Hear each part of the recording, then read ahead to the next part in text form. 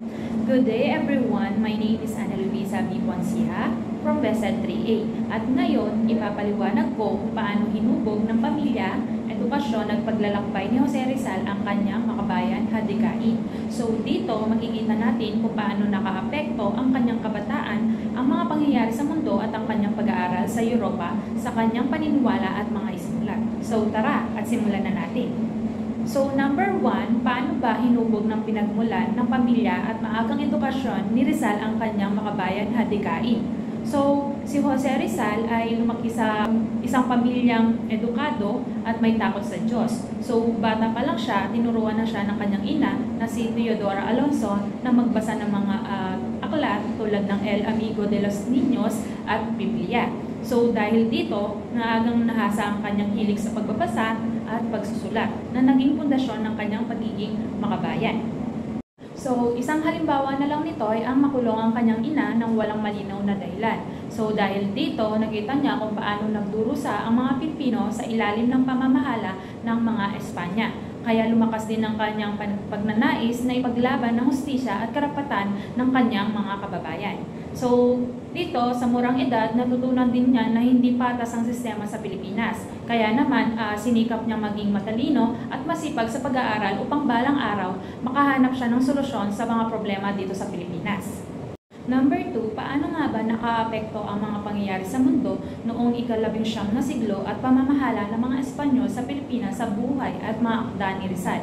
So, noong ika-19 na siglo, maraming bansang lumaban sa kanilang kalayaan tulad ng French Revolution at American Revolution. Ang mga pangyayaring ito ay nagbigay inspirasyon kay Rizal na ipaglaban ang kalayaan ng Pilipinas. Habang nag-aaral siya at naglalakbay, nakita niya kung paano nagkaroon ng demokrasya at karapatan ang ibang bansa. Samantalang ang Pilipinas ay nananatiling inaapi at pinagsasamantalahan ng mga Espanyol. So, dahil dito, isinulat niya ang Noli Me Tangere at El Filibusterismo upang ilantad ang katiwalian ng mga gobyerno at pang-aapi ng mga praile sa mga Pilipino at ang panguli, pag-asa ng bayan sa edukasyon.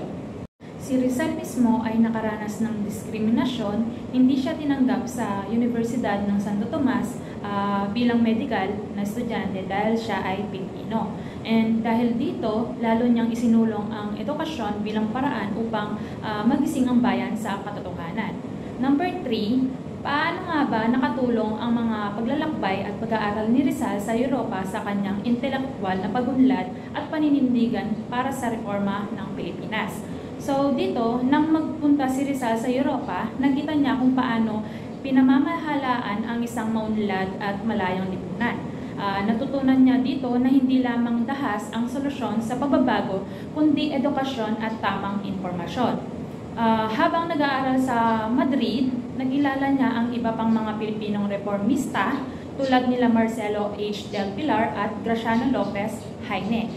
Naging bahagi siya ng La Solidaridad, isang pahayagan na naglalayong gisingin ang mga Pilipino sa pang-aapi ng mga Espanya. Dahil sa kanyang kaalaman mula sa ibang bansa, isinulat niya ang Noli Me Tangere at El Filibusterismo, hindi lang bilang isang kwento, kundi bilang isang sandata laban sa pang-aapi sa mga Pilipino. Natutunan din niya na ang edukasyon ay ang sandata. Ito yung nais niyang palawakin sa kaalaman ng mga Pilipino. Pangalawa, pagtutol sa karahasan. Dito yung paniniwala niya na hindi dahas ang solusyon. At pangatlo, pagpapahalaga sa wika. Dito, isinulat niya ang Sa Aking Mga Kabata upang ipakita ang halaga ng sariling wika.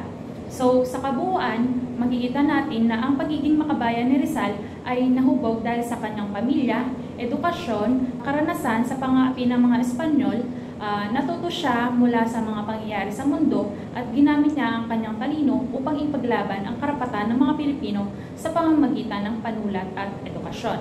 So hanggang ngayon, ang kanyang mga isinulat at prinsipyo ay patuloy nating iniidolo at isinasabuhay. So ako nga pala si Ana Luisa B. Poncia from BESED 3A at sana ay may natutunan kayo sa aking paliwanag. Maraming salamat po.